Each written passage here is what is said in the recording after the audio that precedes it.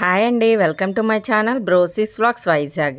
నిన్న వీడియోలో అయితే చెప్పాను కదండి, 2 రకాల ప్రసాదాలు అయితే చేశానని.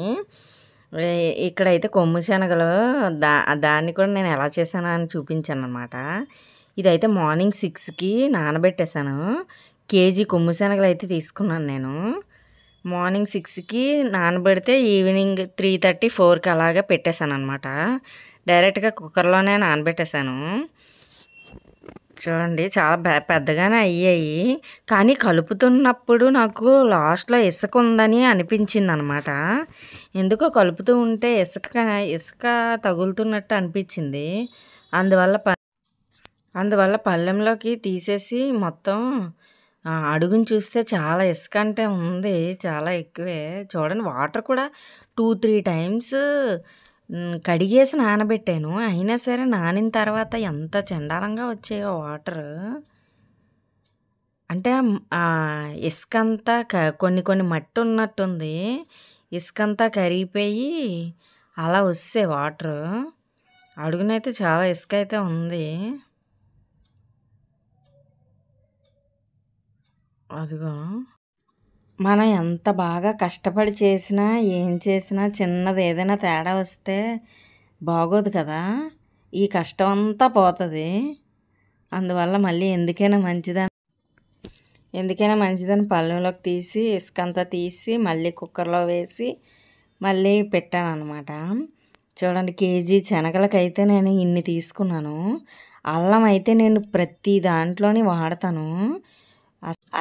ఆఖరికి వెజిటేబుల్ ఫ్రైస్లో కూడా వాడతాను అల్లం.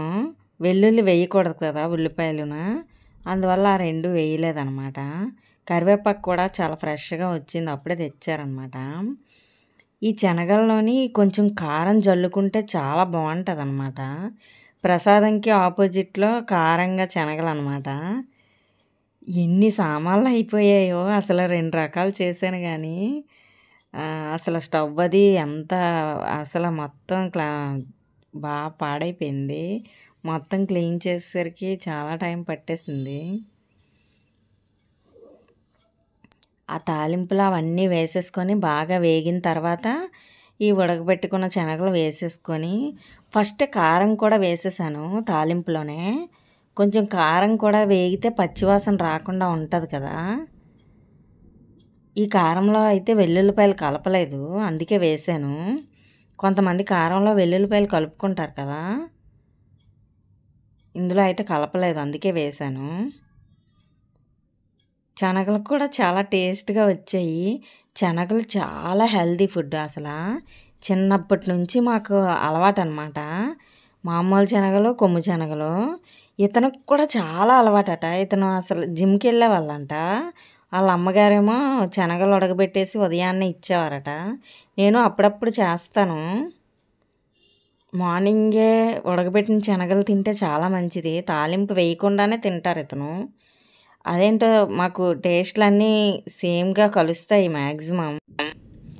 శనగలు తినడము, మార్నింగ్ టిఫిన్ చెయ్యకపోవడం, ఇలాంటివన్నీ మ్యాక్సిమం కలుస్తూ ఉంటాయి అన్నమాట మా టేస్ట్లు. శనగలు అయితే చాలా మంచిది, ఫైబర్ అది చాలా ఎక్కువగా ఉంటుంది.